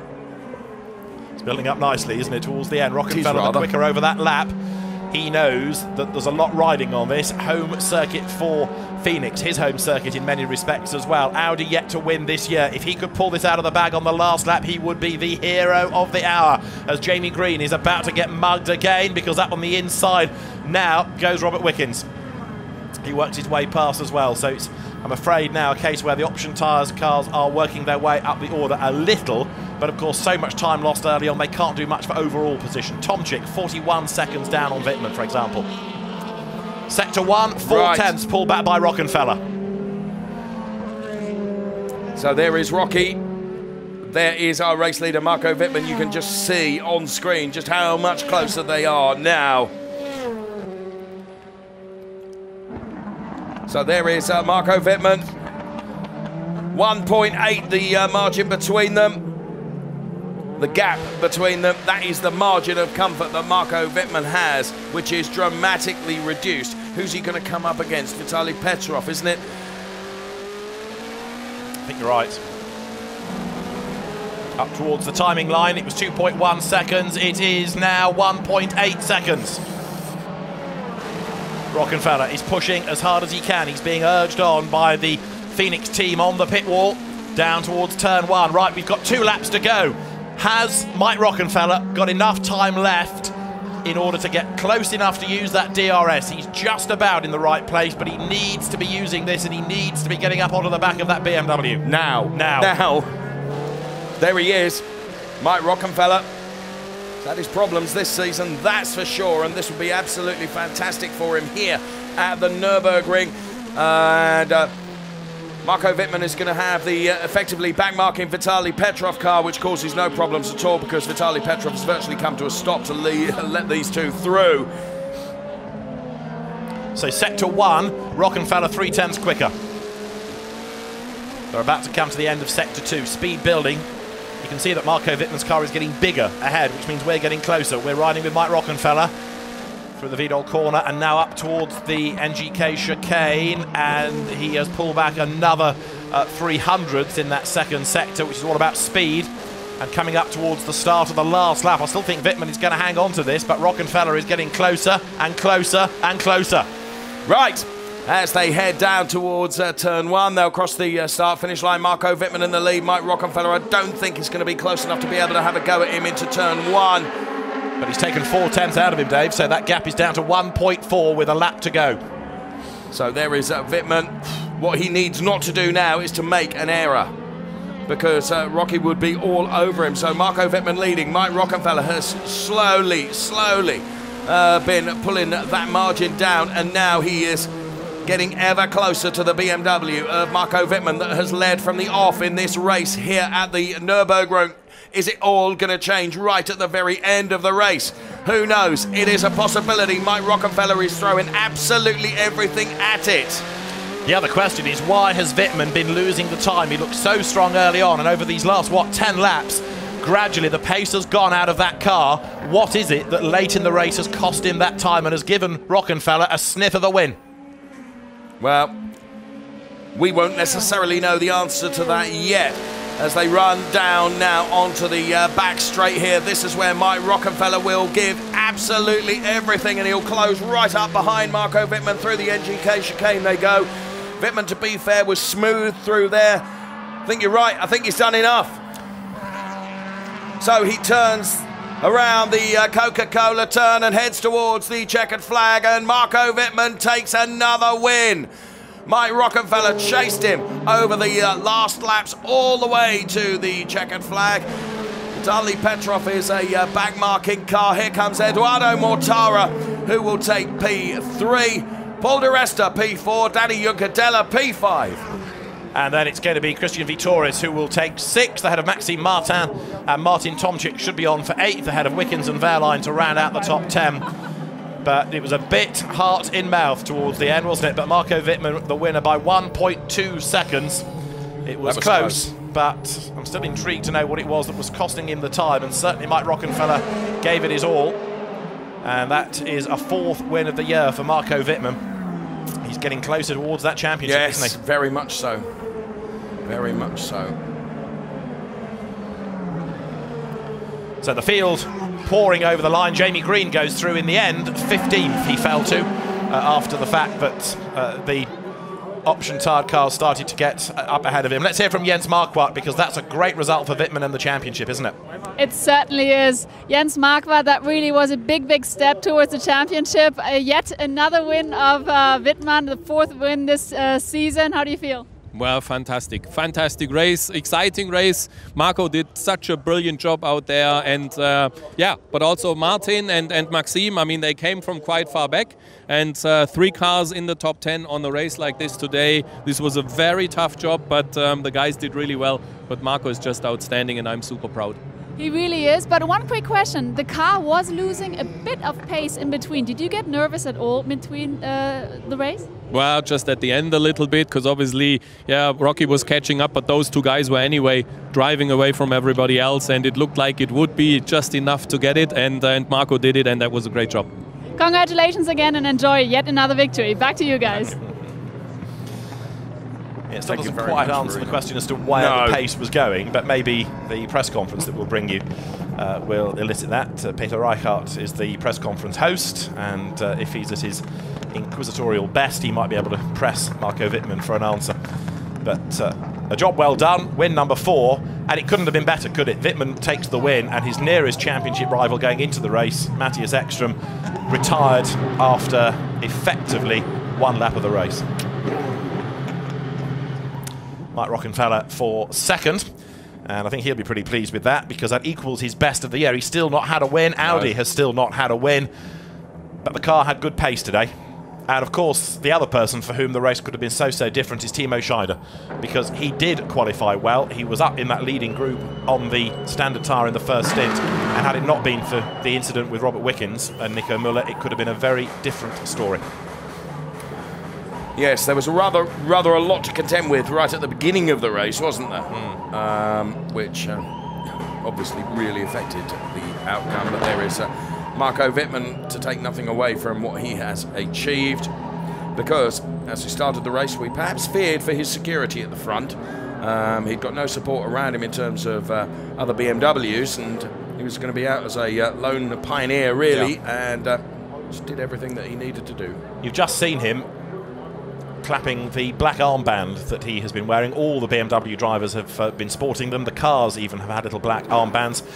It is to mark the death of Dieter Lamb, who is the twin brother of Charlie Lamb, therefore one of the leading lights in the Schnitzer BMW movement. And it was this week that we lost Dieter Lamb, and it is a very good result, not only for Marco Wittmann and for his championship, but also for the spirits of BMW, because Dieter Lamb had been such a part of BMW motorsport going back to the early 1980s that his loss has been felt very heavily this weekend. And it's not a Schnitzer car that takes the win, it's the RMG team's BMW that wins the race, but for BMW as a whole, it's a nice way of honouring the late Dieter Lamb. Well, just as Marco Wittmann finishes his hug with Jens Marquardt, he backs into one of our cameras. It's about the only real drama he's had all race, isn't it? And the celebrations continue, and Marco Wittmann embraced by the team as we have a look at how we finished in round 7. Marco Wittmann took the win from Mike Rockenfeller, P2. P3 was Eduardo Mortara. Then we saw a brilliant finish from Paul di Resta to take P4, Danny Juncadella P5. Then it was Christian Vittoris, Maxime Martin, Martin Tomczyk, Robert Wickens, Pascal Wehrlein, Adrian Tombe, and Bruno Spengler, with Antonio Felix da Costa, Joey Hand, P14. Then it was Jamie Green and Gary Paffett, and then Timo Glock and Vitaly Petrov, and we lost a number of cars. We lost a number of Audis, didn't we, early on? But one of those that came through for another podium finish, another good drive by Eduardo Mortara, positioning himself increasingly as one of the front-running Audi drivers, not only in a DTM car for the brand, but also in a GT car when he's allowed to race one of those. Mike Rockenfeller then, oh so close to that top step of the podium, and it is Marco Wittmann the race winner. Let's hear though from Edo Mortara. Yes, third place Edo's just talking to Dr. Wolfgang Ulrich, but Edo, congratulations. It was a tough race, but third place. Is it good to be up on the podium again? Yeah, I mean, a very tough race. We didn't have the pace. Really, with options and standards, we had quite a lot of degradation, and at the beginning it was sort of okay. I could stay with the group, but then they pulled away, and I was never really able to stay in the DRS zone. So I had to defend a little bit from some attacking from the rest, but in the end, podium again. Congratulations to the team. To Rocky also, because I think he did a very good job, and also of course Marco, who's this year is unbeatable. Certainly is. Thank you so much, Edo. Back to you guys. Thank you, Verena. And Marco making the point there that, well, Marco, unbeatable this season. What a season he is having, Marco Wittmann. What a season Audi is having. 7 races done, no wins. So the drivers will, having done interviews, go through the scrutineering area and the weight checks, and then work their way up to the podium. The Audi PR department and the ITR officials escorting Mike Rockenfeller and Edo Mortara. The Deutsche Post girls there to applaud them up the stairs and then to the podium. And at the top step, it will be Marco Wittmann. Dave, how does the championship now look? Well, 120 points to Marco Wittmann, over 56 to Matthias Ekström. 56 to Eduardo Mortara. All of a sudden, the focus is going to change, isn't it? Well, you'd have thought so. Who knows? Mike Rockenfeller up to P4 in the points. Bruno Spengler, 42. Christian Vittoris, P6 in the points. But it's kind of almost academic, isn't it? You look at that, 120 points to 56 points. It's Wittmann's to lose. You know, it's possible that he could win at Lausitz. Indeed, yes, yes. Being terribly awful about it, I'd like to see him have to work even harder. Well, we all want it to go down to the wire at Hockenheim, but yes. On the evidence of this weekend, or the evidence of the season, then Marco Wittmann could well leave the next round of the championship as the happiest man in the series, because he is getting oh so close to what has been the perfect result for a perfect, or in many ways, perfect season. And he just makes it look so easy, so effortless, doesn't he? What I find remarkable is the fact that he's just matured so much and become such a always quick. We always knew that, but to come into this DTM fold in only his second season, in a car that's new. Yep. For this season. There's Mike Rockenfeller. So Marco Wittmann already on the top step of the podium. And as you made the point during the course of the race, it's not that he's fending off all his teammates. He's been that lone BMW up at the pointy end. Certainly this weekend. I know it's been a bit closer on occasions. And, of course, Maxime Martin's had a BMW win. But largely, this weekend, it has been Wittmann and then Audis and Mercedes. And then the other BMW is a bit further back. But that was a win well-deserved by Marco Wittmann.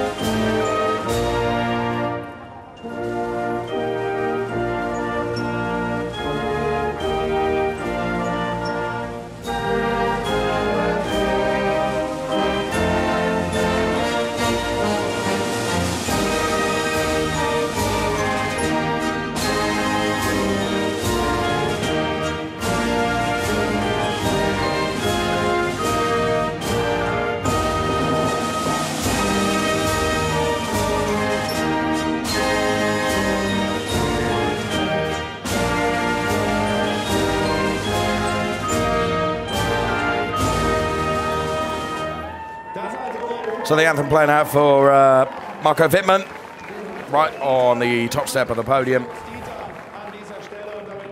And the chairman of the board, RIAG, Mr. Guy Mayens. Trophy presentation to Marco Wittmann.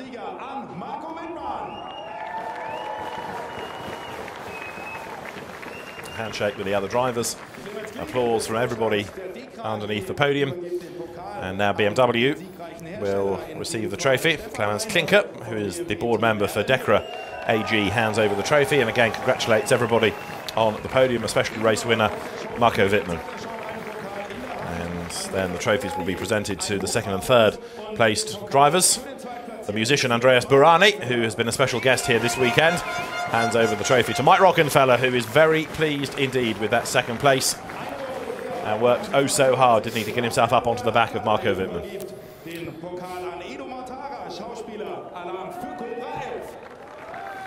So the actor, Alarm for Cobra 11, makes the trophy presentation to Eduardo Mortara.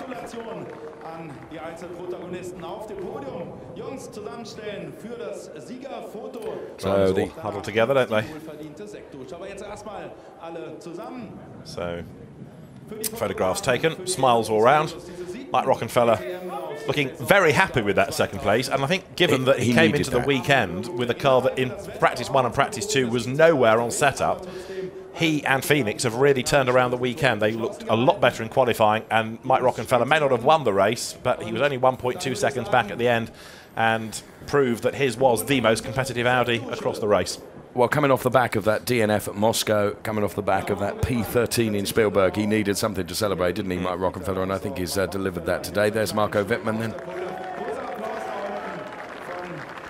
And we talked about the black armband for Marco Wittmann, and out of respect for the late Dieter Lam, the Henkel Trocken is not sprayed. It is taken away to be consumed later.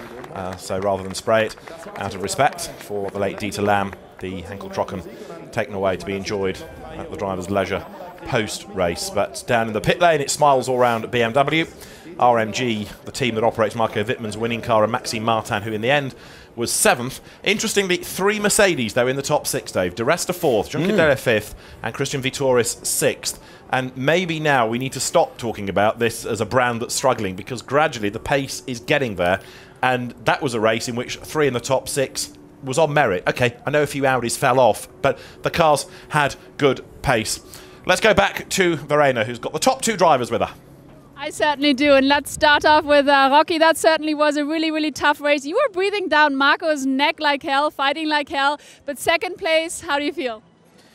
Well, on one hand, I'm very happy, you know, after 4 really difficult races, to be back in, you know, on the podium, on the winners' line, let's say, on the winner's circle.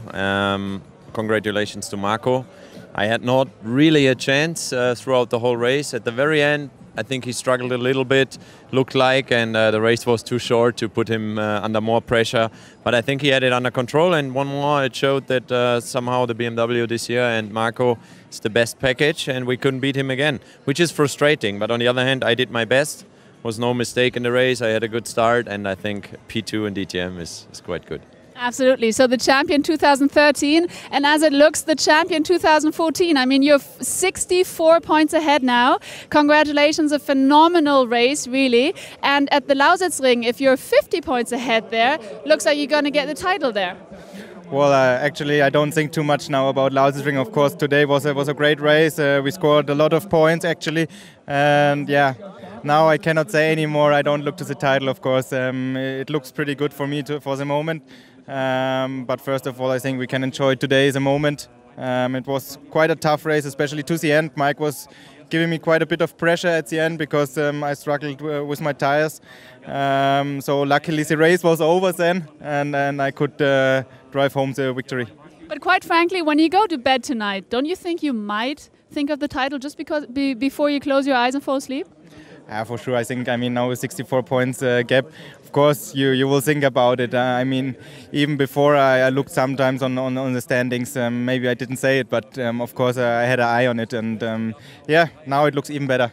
All right. And Rocky, do you think this is really the next champion 2014 follow-up? Should be. I mean, so far he's very tough to beat, and I mean, he has a good lead, he makes no mistakes, and therefore I think he deserves where he is. He has the package, and he gets the best out of it from the BMWs. I think that's important to say because he still has 7 teammates with the same chance. So personally, I think he should have it under control and should win the championship. But you never know. At the end, he has to wait till he is champion. But it's definitely still going to be very exciting. So thank you very much. Congratulations to you both, and back to you guys. Thank you very much, Verena. So, Verena catching up with the top two then, Marco Wittmann and Mike Rockenfeller, as we look down at the castle here, the Eifel region. Well, it didn't deliver perhaps the rain that might have shook things up a little bit. Didn't deliver the safety car that would have shook things up a little bit. I still think it would have been a different sort of race had we not had the incidents that really wiped out 3 Audis early on. I know Ekstrom was always going to have to be a factor late in the race because he started so far back on the grid, but Molina and Scheider's races massively affected early on. Farfus was affected as well with his incident with Jamie Green, and so I think that the race could have delivered more had we not had all of that mayhem early on. But still, Marco Wittmann is just so good. He was always going to be hard to beat. You're absolutely right. Okay, let's bring in some highlights with the official DTM song in the background too.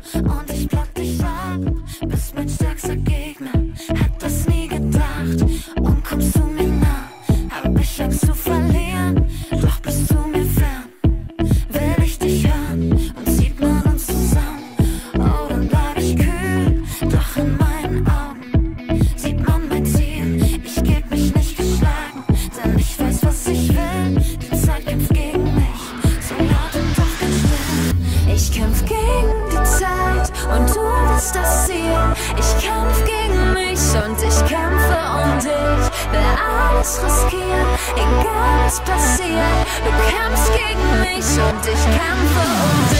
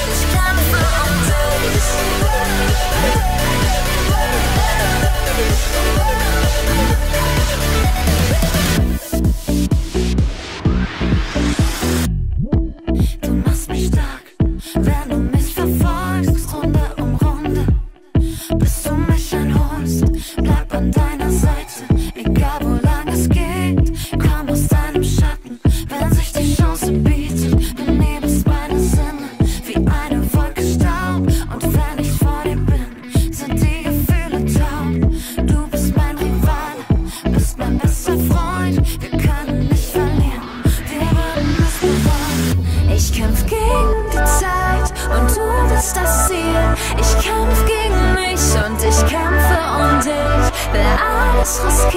Egal was passiert, du kämpfst gegen mich und ich kämpfe um dich.